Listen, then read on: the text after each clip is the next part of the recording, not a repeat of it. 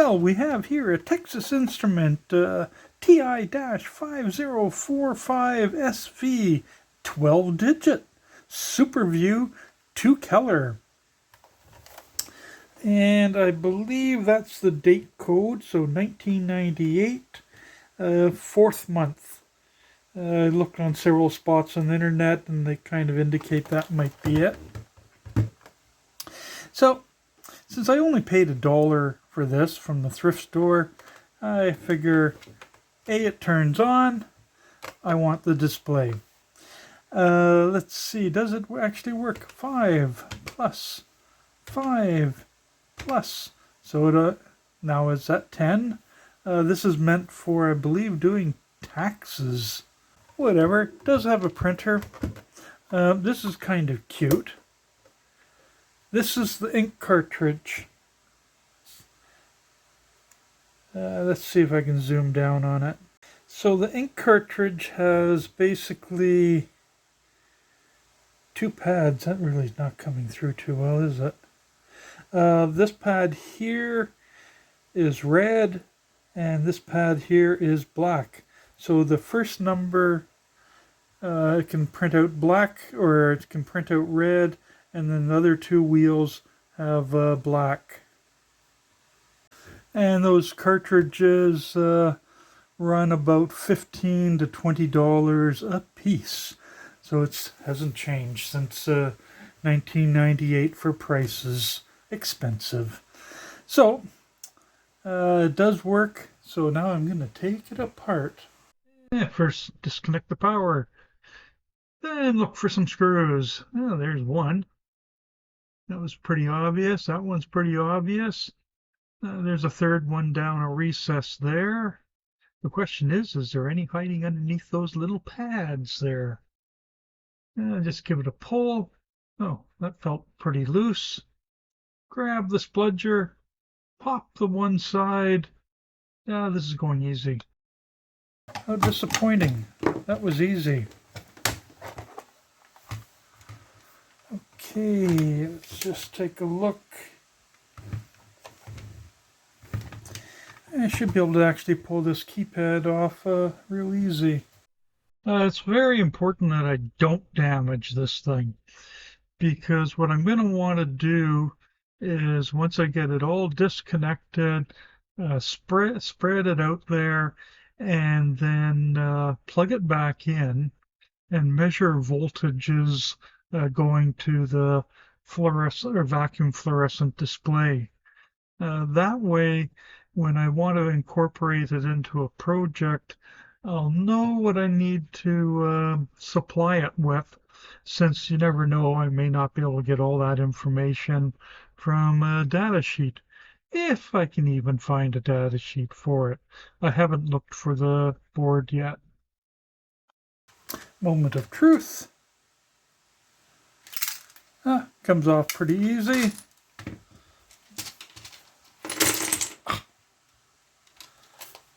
And they fall out quite nicely. It's not going back together anyhow. So there's the contacts in there. Pretty nice. Let's continue to take pieces off. Okay, no screws there. There appears to be just this wood. And there's got to be, oh, there's one there.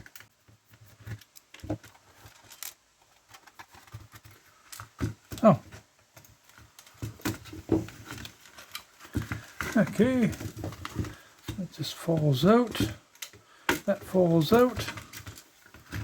And over to the power supply. This was incredibly simple to take apart, which means it probably was incredibly simple for them to build it.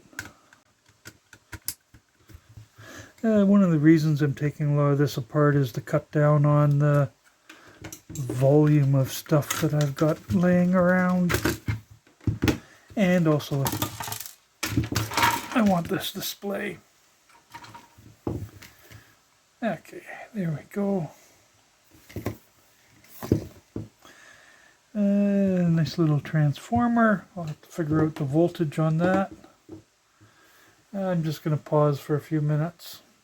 Well, one thing is, got the date code right. It is 1998, 4th month. So that source was good.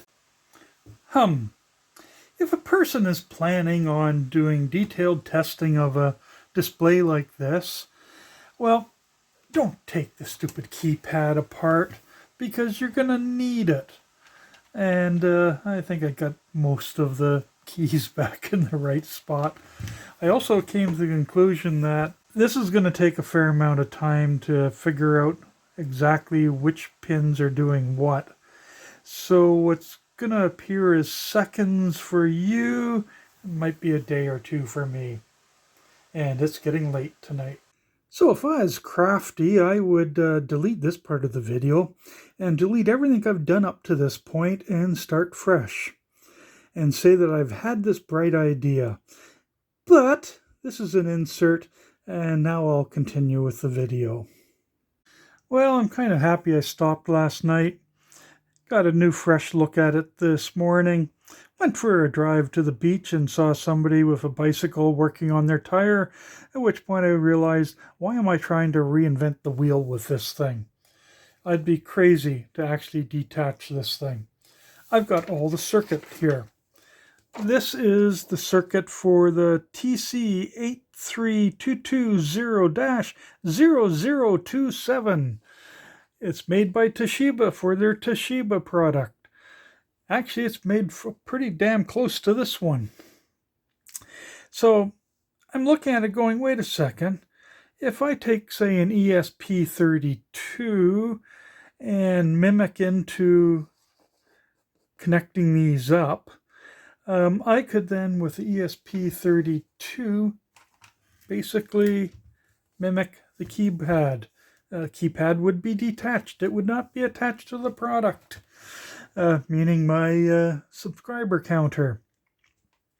So all I would need to do is cut into this cable at the appropriate points, remove everything else, and wire my ESP32 into this. And when I've done that, I could have the ESP32 go, hey, this is my current subscriber count.